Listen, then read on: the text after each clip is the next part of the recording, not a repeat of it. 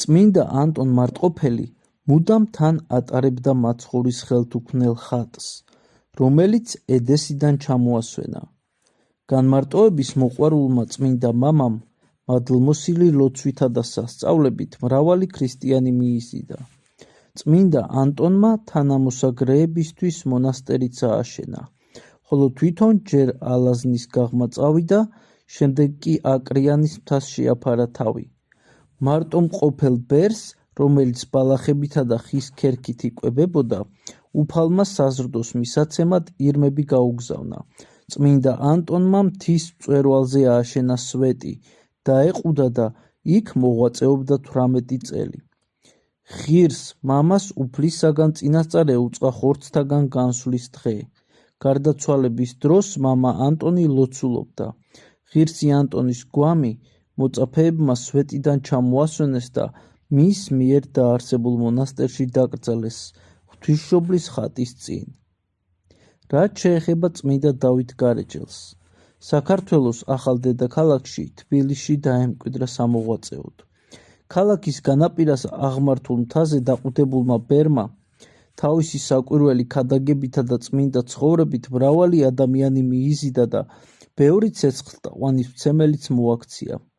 განრისხებულმა მოგვებმა ფეხმძიმე როსკიბე დედაკაცი მოისყიდეს და მამა დავითს მასთან მრუშობაც დასწამეს. წმინდანმა კვერთხი შეახო დედაკაცის მუცელს და წარმოთქვა: შენ, ჩვილო, გიბრძანებ სახელითა უფლისა ჩვენისა იესო ქრისტესითა, რათა გვაუწყა ჩვენ, ვარ თუ არა მე მამა შენი.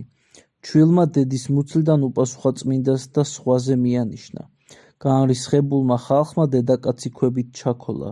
შეძრწუნებულმა დავითმა, რომელმაც გამძვინვარებული ბრბო ვერ შეაჩერა, მდინარე მტკვარზე გაფინა მოსასხამი, თავის მოწაფესთან წმინდა ლუკიანესთან ერთად. ზედ შედგა და მიუხედავად თბილისელების მხურვალე ვედრებისა ქალაქი დატოვა. მამა დავითი და ლუკიანე გარეჯის უდაბნოში დასახლდნენ. მოსაგრეებს უფალმა სასწაულებრივი საზრდელი გაუჩინა.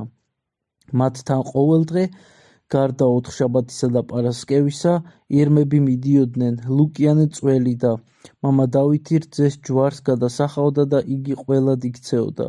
გარეჯელ მამათა სასწაულები მთელმა ქვეყანამ გაიგო და მალე იქ დაემკვიდრნენ სიმრავლენი მამაკაცთანი უდაბნოებისთა ცხოვრებასა შემატკბობელნი. ნინო წმინდიდან ღირს დავითთან მივიდა სათნოებით შემკული ბერი დოდო, რომელმაც მოძღვრის ბრძანებით კლდის რქაზე ააშენა ყოვლადწმინდა ღვთისმშობლის სახელობის ტაძარი, სადაც იყო მონასტერი, რამდენიმე ხნის შემდეგ ღირსი დავითი იერუსალიმის მოცალუდსადაც წავიდა. ბერმა თავისი უღირსების გამო წმინდა ქალაქში შესვლა არ ინება. კარიბჭესთან დიდხანს და მხურვალედ ილოცა. შემდეგ იმ ადგილიდან აიღო 3 ქვა და სიწმინდეებად წამოიღო საქართველოში. იმ ღამეს იერუსალიმის პატრიარქს ელიას უფლის ანგელოზი გამოეცხადა და აუწყა, რომ საქართველოდან მოსულ მამა დავითს თავისი სარწმუნოებით იერუსალიმის მთელი მადლი მიჰქონდა. პატრიარქის გაგზავნილმა კაცებმა 2 ქვა გამოართვეს მამა დავითს. მესამე კი წმინდა ბერმა საქართველოში ჩამოიტანა.